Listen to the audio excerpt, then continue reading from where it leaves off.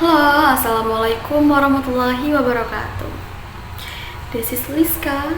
Here we go back again. Kali ini kita akan bahas apa nih? Kali ini kita akan membahas tentang pengertian dan juga perkembangan dari audit internal.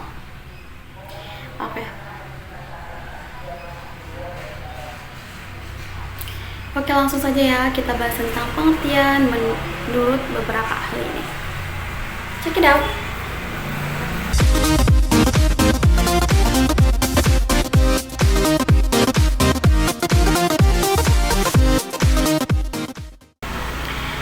Yang pertama yaitu pengertian menurut Sawyer.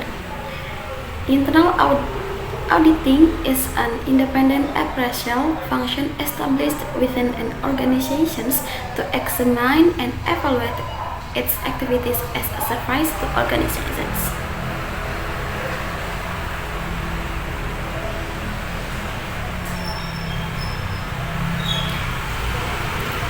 Yang artinya apa? Internal audit atau audit internal itu adalah suatu fungsi penilaian independen yang dibentuk dalam suatu organisasi untuk mengkaji dan mengevaluasi aktivitas organisasi sebagai bentuk jasa yang diberikan bagi organisasi. Kemudian ada pengertian lagi nih dari Institute of Internal Auditor atau IIA. Menurut IIA, internal auditing is an independent, objective assurance and consulting activity designed to add value and improve an organization's operations. It helps an organization accomplish its objective by bringing a systematic, disciplined approach to evaluate and improve the effectiveness of risk management, control, and governance process. Yang artinya apa? Internal audit adalah suatu aktivitas yang independen yang memberikan jaminan, keyakinan, serta konsultasi yang dirancang untuk memberikan suatu nilai tambah serta meningkatkan kegiatan dari audit internal itu. Kegiatan operasinya ya. Kemudian internal auditing itu dia sifatnya membantu organisasi dalam usaha mencapai tujuannya dengan cara apa? Dengan cara memberikan suatu pendekatan disiplin yang sistematis untuk mengevaluasi nantinya dan meningkatkan keefektifan manajemen risiko. Kemudian ada meningkatkan pengendalian dan proses pengaturan dan pengelolaan organisasi.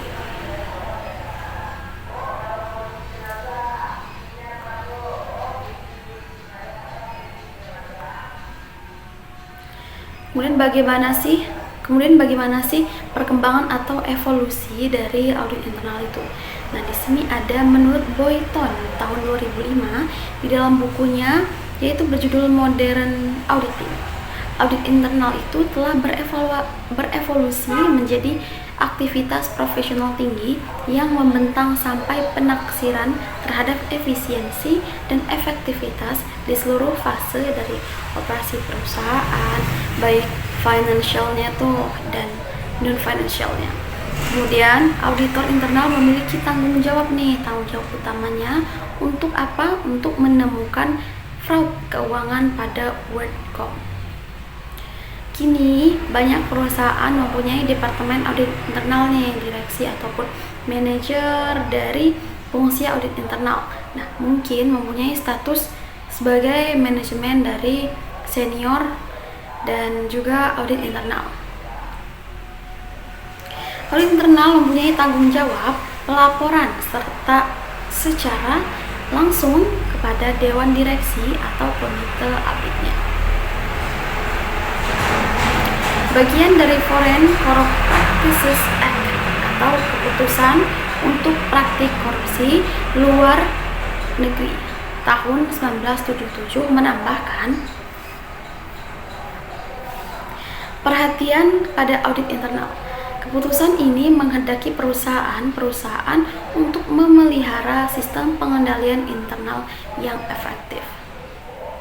Subjek perusahaan pada keputusan ini disadari secara tepat bahwa fungsi audit internal yang diperluas menghasilkan jaminan terbaik dari kepatuhan.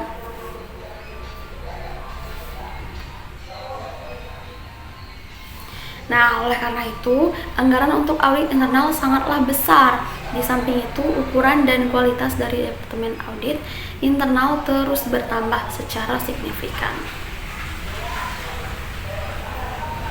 Perkembangan dan pentingnya audit internal untuk suatu perusahaan dibarengi dengan bertambahnya pengakuan profesional bagi auditor internal.